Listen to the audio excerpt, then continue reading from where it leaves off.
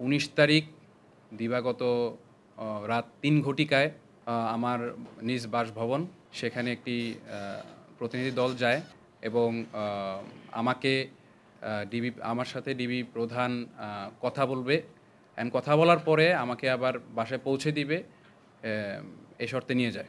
আমিও বেসিক্যালি আসলে কোনো ক্লু পাচ্ছিলাম না যে আসলে কেন ডাকা হচ্ছে। তারপরও আমি দেশের আইনের প্রতি শ্রদ্ধাশীল। তারা ইউনিফর্মে আসছিল। সো আমার কাছে মনে হচ্ছে তাদেরকে সহযোগিতা করার। আমি সেই বিশ্বাস নিয়ে তাদের সাথে আমি রওনা হই রাত ৩টা বাজে।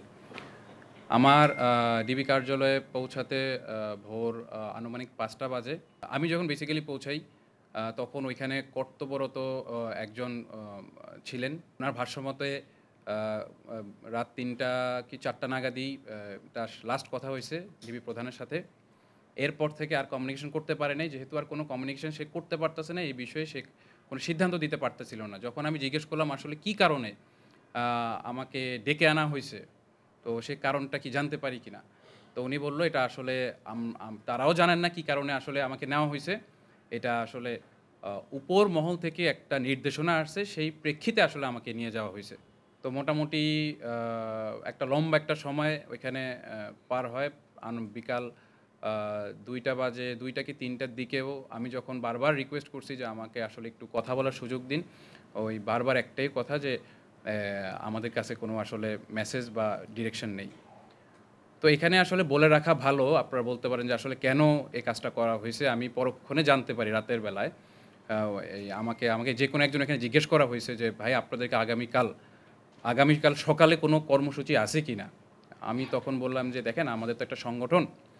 রিসেন্ট দেশে মোবাইল ব্যবসাকে কেন্দ্র করে যে অস্থিরতাটা শুরু হয়েছে, আমরা এটা নিয়ে একটা প্রেস কনফারেন্স করতে চাইছি। এটা ১৯ তারিখ বুধবার আ আ ঢাকা রিপোর্টার্স ইউনিটি, যেটা ডিআরইউ, এখানে হওয়ার কথা ছিল।" সো এই জিনিসটাকে কেন্দ্র করে পরে আমি বুঝতে পারি যে এই জিনিসটাকে কেন্দ্র করে জনাব সোহেল সাহেব প্লাস আমাকে আসলে এখানে ডেকে নেওয়া হয়েছে।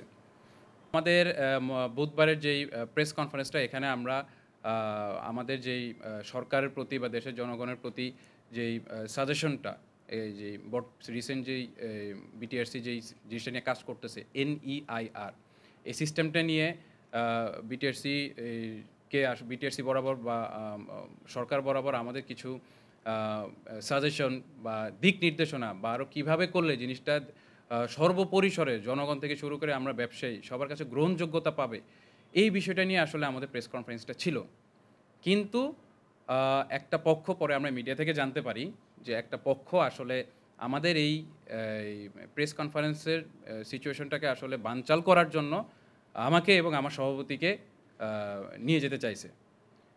তো এখানে আসলে এটাই প্রতীয়মান হয় যে আমাদের যেই বাকস্বাধীনতা যে অবক্ষয়, আমি এখানে সেটা ফিল করতেছি।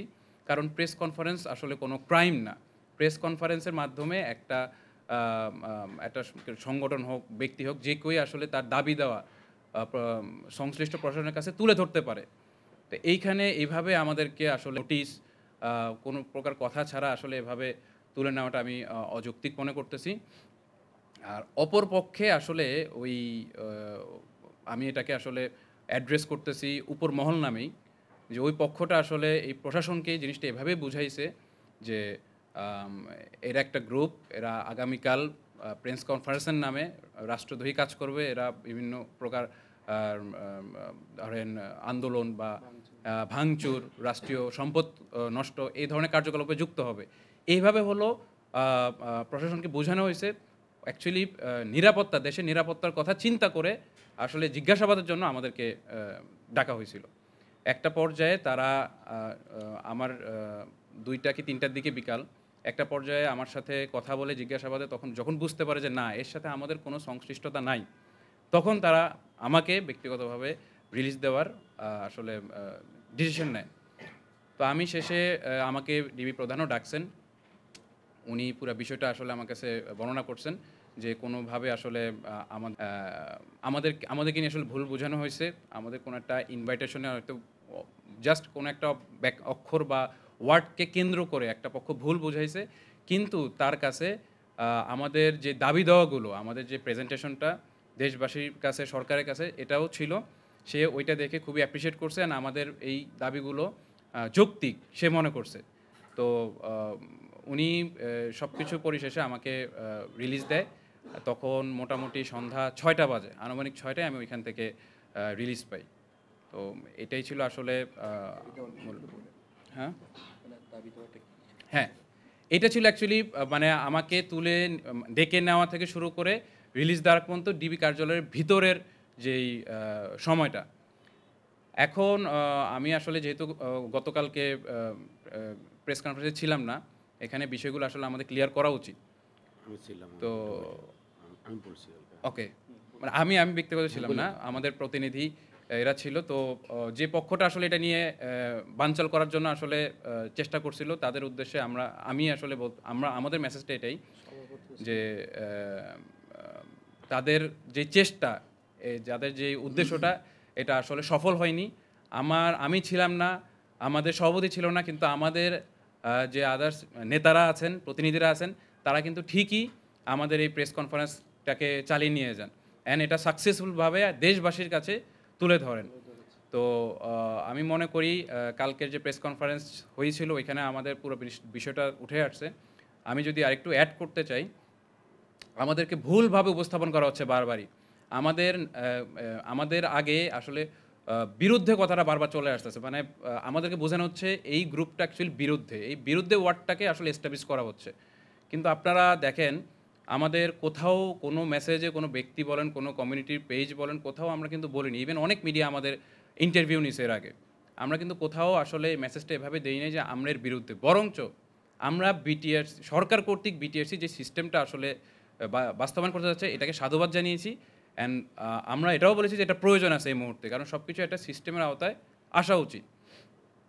কিন্তু ওই ভিন্ন মহল আসলে ব্যাপারটাকে কুক্ষিগত করে আমাদের আমাদের কমিটির সাথে বিভিন্ন প্রকার অ্যালিগেশন দিয়ে ব্যাপারটাকে ভিন্ন কথায় আসলে উপস্থাপন করতেছে। সো আমি বলবো যে আমরা কখনই সরকারের যেই পলিসি এর বিরুদ্ধে না। আমরা এই এত বড় একটা গোষ্ঠী মোবাইলের সাথে জড়িত প্রায় ৩০ বছরের যে ঐতিহ্য আমাদের মোবাইল ব্যবসায়, এই এই গোষ্ঠীটাকে এই এতগুলো মানুষের কর্মসংস্থান, এতগুলো ব্যবসায়ী, এতগুলো জনগণকে আসলে মার্কেট থেকে ফেলে দেওয়ার জন্য যে আসলে চক্রান্তটা করা হচ্ছে, যে পক্ষটা করতেছে, আমরা জাস্ট এই বিষয়ে আসলে মানে সাজেশনগুলো দেওয়ার জন্যই তৈরি হচ্ছিলাম।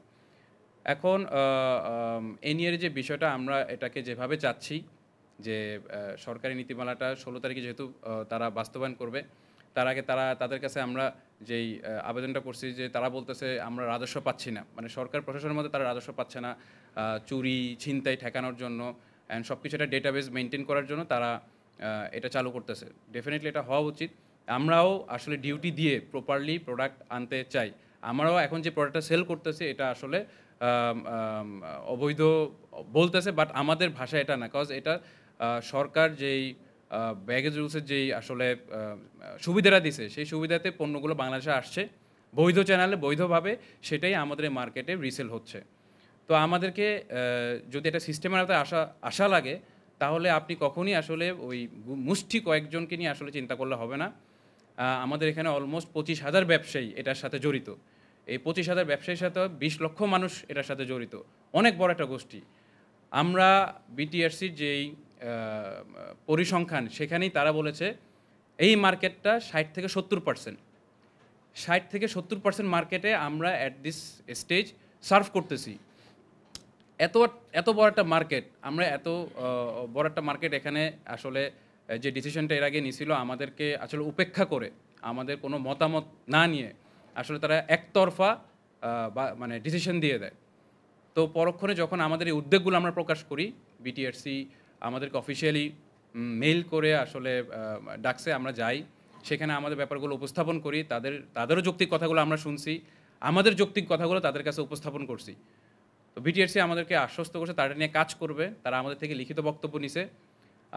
তারা এটাও বলছে যে আমাদের এটা কাজ করতে একটু সময় প্রয়োজন। তাদের কথার প্রেক্ষিতে আমরা এটাও বলছি যেহেতু আপনার সময় প্রয়োজন, আপনি সবকিছু একটা সিস্টেমে এনে সবাইকে সমন্বয় করে আপনার যতটুকু সময় প্রয়োজন ততটুকু সময় নিয়ে বাস্তবায়ন তখনই করবেন যখন আপনি পুরো সিস্টেমটা রেডি। এটা যদি আপনার 16 ডিসেম্বর আগে করতে পারেন, ফাইন, আমরা 16 ডিসেম্বর মেনে নিব। এটা যদি আপনি নেক্সট 7 দিনের ভিতরেও করতে পারেন, আমরা নেক্সট 7 দিন পরে জিনিসটা মেনে নিব। আবার এটা করতে যদি আপনার 6 মাসও লেগে যায়, আপনাকে অনুরোধ করব জিনিসটা 6 মাস পরেই যাতে ইমপ্লিমেন্ট হয়, স্টার্ট হয়।